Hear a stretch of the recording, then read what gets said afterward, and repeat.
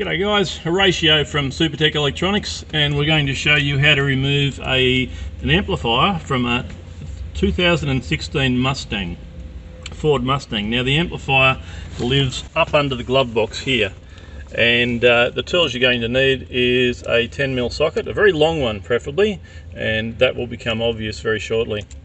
You'll need to grab the carpet and peel it back so to expose the amplifier. It does live right there. Now it's held in with three 10mm nuts. You'll need to undo those, and once you've undone the 10mm nuts, one does live right up on there. Okay, that will come out, and you'll need to remove these guys here. They come out by pressing the middle pin and pulling it back. All three of them. You see how they are color coded, so you won't get one in the wrong place, and you can send that off to Supertech Electronics for repair.